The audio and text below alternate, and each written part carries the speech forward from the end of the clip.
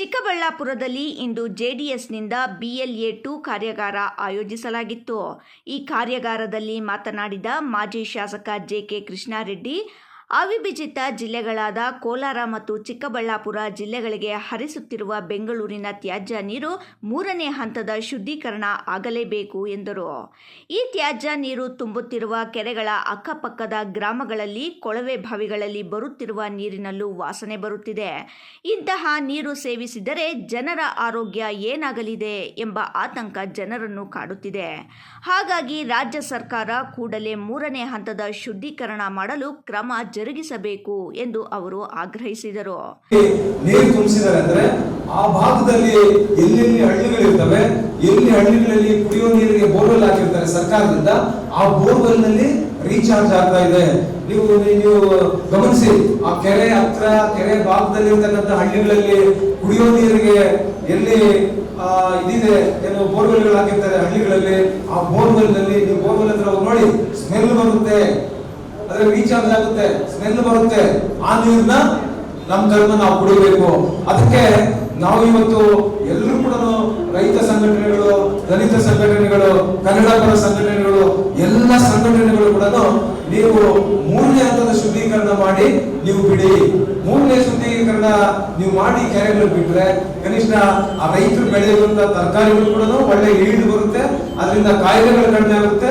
ಆ ತರಕಾರಿಗಳು ಯಾರು ಬಳಸ್ತಾರೆ ತಿಂತಾರೆ ಅವರ ಆರೋಗ್ಯ ಕೂಡ ಚೆನ್ನಾಗಿರುತ್ತೆ. ಮತ್ತು ಹಳ್ಳಿಗಳಲ್ಲಿ ಯಾರು ಕುಡಿಯೋ ನೀರು ಬೋರ್ವೆಲ್ಗಳು ಇದಾವೆ ಅಲ್ಲಿ ಕೂಡ ಒಂದು ಗುಣಮಟ್ಟವಾದಂತಹ ನೀರು ಕುಡಿಯಲಿಕ್ಕೆ ನಮಗೆ ಸಿಗುತ್ತೆ ಅನ್ನುವಂಥದ್ದಕ್ಕೆ ಇವತ್ತು ಎಲ್ಲರೂ ಕೂಡ ಒತ್ತಾಯ ಮಾಡ್ತಾ ಇದ್ದಾರೆ ಕರ್ನಾಟಕ ಸರ್ಕಾರಕ್ಕೆ.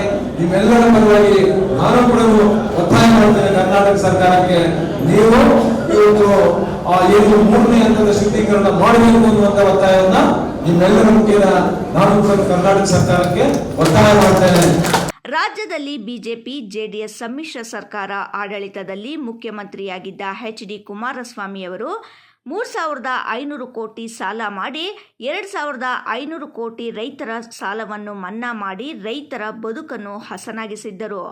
ಆದರೆ ಈಗಿನ ಸರ್ಕಾರ ಕೋಟ್ಯಾಂತರ ರುಗಳ ಸಾಲವನ್ನು ಮಾಡಿ ಅಭಿವೃದ್ಧಿಗಾಗಿ ಸಾಲ ಎನ್ನುತ್ತಿರುವುದು ಹಾಸ್ಯಾಸ್ಪದವಾಗಿದೆ ಎಂದು ಲೇವಡಿ ಮಾಡಿದರು. ಎತ್ತಿನಹೊಳೆ 2014ರಲ್ಲಿ ಬಯಲು ಸೀಮೆಗಳಿಗೆ ಎತ್ತಿನಹೊಳೆ ನೀರು ಹರಿಸುವುದಾಗಿ ಅಂದಿನ ಸಿದ್ದರಾಮಯ್ಯ ಸರ್ಕಾರ 12.500 ಕೋಟಿ ವೆಚ್ಚದಲ್ಲಿ ಚಿಕ್ಕಬಳ್ಳಾಪುರ ಜಿಲ್ಲೆಯಲ್ಲಿ ಶಂಕುಸ್ಥಾಪನೆ ನೆರವೇರಿಸಿದ್ದರು. ಆದರೆ ಈ ಯೋಜನೆ ಇಂದು 30,000 ಕೋಟಿಗೆ ತಲುಪಿದೆ. ಆದರೂ ನೀರು ಮಾತ್ರ ಹರಿದಿಲ್ಲ ಎಂದು ಆರೋಪಿಸಿದರು.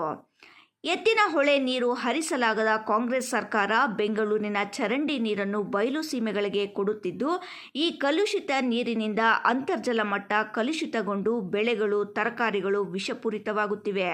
ಇದರಿಂದ ಜನರ ಆರೋಗ್ಯದಲ್ಲಿ ಗಂಭೀರ ಪರಿಣಾಮ ಬೀರುತ್ತಿದೆ ಎಂದು ಕಿಡಿಕಾರಿದ ಅವರು, ಕನಿಷ್ಠ 3 ಹಂತದಲ್ಲಿ HN ವ್ಯಾಲಿ ನೀರನ್ನು ಪರಿಷ್ಕರಣೆ ಮಾಡಿ ನೀಡುವಂತೆ ಹೋರಾಟಗಳು ನಡೆಯುತ್ತಿದ್ದರೂ ಸಹ ಇಲ್ಲಿನ ಉಸ್ತುವಾರಿ ಸಚಿವರ 2ನೇ ಹಂತದ ಶುದ್ಧೀಕರಣ ಸಾಕು ಎನ್ನುತ್ತಿರುವುದು ಇವರಿಗೆ ಜನರ ಮೇಲಿರುವ ಕಾಳಜಿ ಎತ್ತು ತೋರುತ್ತಿದೆ ಎಂದರು.